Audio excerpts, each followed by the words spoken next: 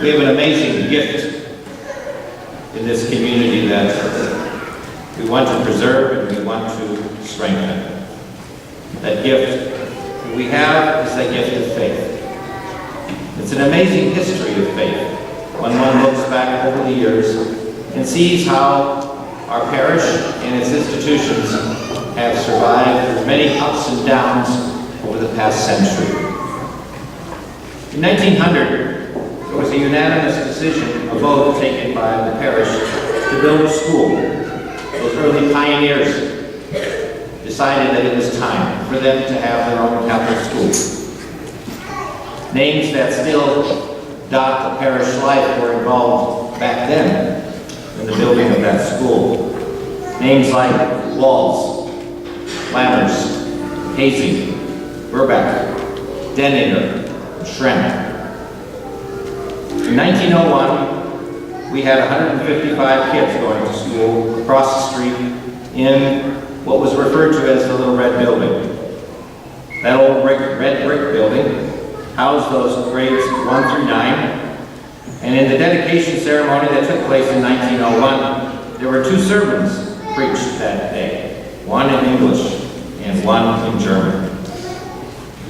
In 1904, 114 years ago, the school was grades 1 through 12. And so for the past 114 years, we have enjoyed the option, the possibility of sending our kids to a Catholic school all the way through high school. We survived many different ups and downs along the way. The first one that probably hit us was World War I and the Great Depression. In 1929, farm prices dropped 60% and the per capita farming income was $80 a year. Our school survived because of, to a large extent, the endowment fund that was walking in our school classrooms. That endowment fund were the Ursuline Sisters. Their faculty, that faculty of religious women, did the teaching in our school from 1901 to 1943. They received a very paltry stipend for the work that they did. The community took that stipend and invested it as best they could. But most religious orders never really made much money teaching in our schools, and so consequently we still have a collection now, today, in this time that we live, for our retired religious sisters, to help them with their retirement because of those paltry little payments that they received back in those days. The Benedictine sisters came and took over our school in 1943, and by 1940, it had become so crowded that they needed to build on and help the grade school have its own place. So the first floor of the Cedar Building was built in 1940, and the grade school was housed there, while the high school continued to stay in the old 1901 building. In 1948, that old building became unsafe, and it was decided that we would build the last 2 floors on the new Cedar Building and put our high school and our grade school in one building. And so $160,000 was raised to build the last 2 floors on the Cedar. And one of the most important little pieces of news about that was that when they had the dedication in 1949, it already was debt-free.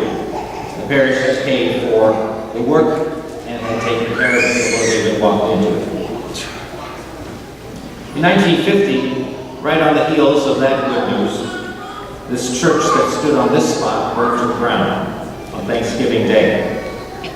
And for 16 years, we found ourselves housed in an ugly little Valen building that is today the Industrial Tech building for the public school and for our kids as well, in the Cedar School. In 1956, the decision was made to build a grade school. And so that grade school then, which was built south here, would take care of the grade school kids, and the Cedar building would house the high school kids, grades 9 through 12. In the 60s, discussions took place in the diocese as well as around the country about how we're going to do the long-term funding of our Catholic schools. And in some cases, the experiment that was tried was where parishes would come together to fund the school themselves. they would be the ones that would contribute to it. Just as one parish was doing it, now a number of parishes are going to do it. In 63, Cedar Catholic was founded. And so the corporate parishes in our area here joined forces to try to supply needs, monetary needs to run our school. At the same time, the addition was built, the north addition to that school, for $200,000. So in 1963, if you take that $200,000 and translate it into today's money, it'd be likely to raise $1.6 million back then. So for 50 years, from 1963 to 2015 or so, that school pretty much ran pretty much the same way it was all the time. Same wiring, same restrooms, same lights, same doors, same heating system. And after 50 years, it became old, antiquated, and in many cases unsafe because of changing rules like the fire marshal regulations. And issues around safety when it comes to the security of our buildings also become an issue in those period of times. Educational needs also translated into needs for the change in the building structure. And so 5 to 7 years ago, discussions began about the need to renovate that building, to bring it up to speed. Every option was looked at, even the option of totally starting over with a new building. Were we going to put an elevator in to make it handicap accessible? Well, so many things have been done in order to do the improvements in that building that it's now important for us to take care of the debt that caused. We took care of electrical, lighting, plumbing, new restrooms, tuck pointing on the outside, technology, which had been kind of piecemeal put together, now was streamlined and made properly wired. New lockers, new heating and air conditioning, fire-rated doors, and an umpteen number of other littler items. All you need to do is go over there and look down the first floor in either direction, and you'll see what looks like a new building. The decision to keep the building was simply the fact that it had been built so well by those previous generations. It was a solid building. No reason for us to replace it. But you can always go into the classrooms and you can still see the 9x9 red and black tile that if you were a Holy Trinity grad, you would still remember as being very much, oh yeah, I remember that. Well, this weekend is our kickoff weekend for that campaign. You received a mailing, and that mailing explained to you what this Moving Cedar Forward campaign is all about, and the 3 parts to that campaign with a total goal of $1.9 million. Now, we weren't able to do a campaign during the time that the construction was taking place because it was at that same time the diocese was doing Ignite the Faith. So we couldn't duplicate it. We couldn't put a campaign on top of that campaign. So we waited until now. And we've added a couple items to that debt relief, some buses as well as some budgetary relief. I can tell you today that since the silent phase of this campaign began, we have received pledges of $225,000 towards that $1.9 million goal. Now, in our own parish, I'm going to share with you next week information about our own financial picture and the fact that we ended the last fiscal year in the black and we were able to put away in savings 3 times as much as we budgeted. Instead of $5,000, we put away $15,000 in savings. And so you did a good job with the catch-up collection, with that year-end collection, and also with your giving to maintain the responsibilities we have as a parish towards Cedar, as well as to Holy Trinity and all the other ministries that go on in the parish. My real question comes down to this. People keep asking it over and over again. How long can we keep doing this? How can we keep doing this? We can't afford this, etc., etc. Throughout the century, you have to say that there were a lot of times when it was very doubtful that we would keep that school. It was very doubtful during the Depression. It was very doubtful during the 80s. It was very doubtful when we looked at smaller families. It was doubtful when the nuns left and we only had lay faculty. All those challenges we have managed to overcome and continue to work at overcoming. And the reason we are able to do that, I think, is because we stay very close to our mission. And our mission is simply this: to help create new disciples for Jesus in the lives of the young kids that go to school in our schools. Just to look out there and see what we do just the past month or so, and I'm given great hope about accomplishing this mission as we are doing.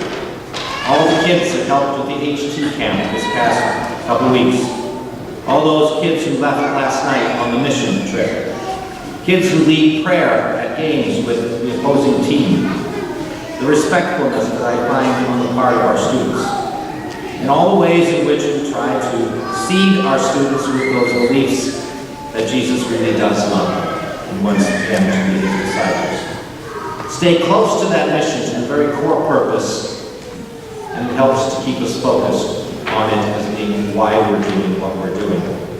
The why of the sacrifice.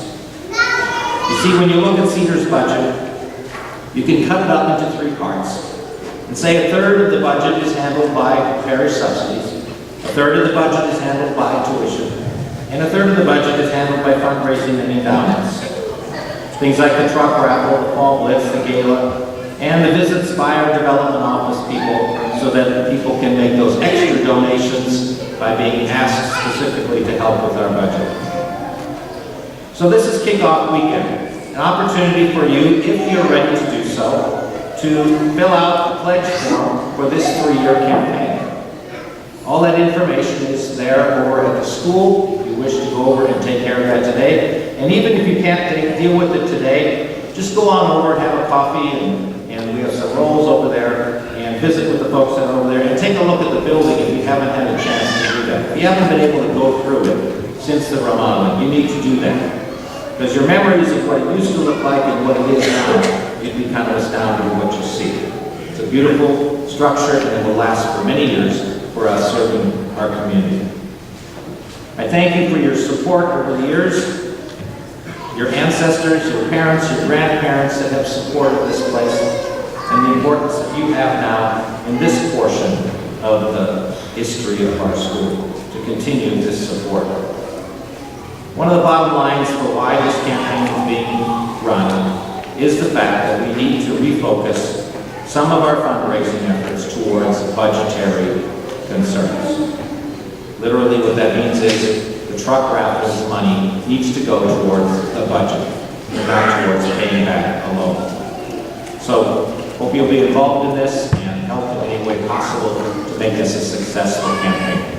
I'll give a talk next week, kind of more locally in terms of our own parish, our own grade school, and then some information about our financial report for the last fiscal year. Now, there's 2 opportunities for you to make those pledges. Today is the kickoff Sunday, and in a couple weeks we'll be doing it again over at Cedar.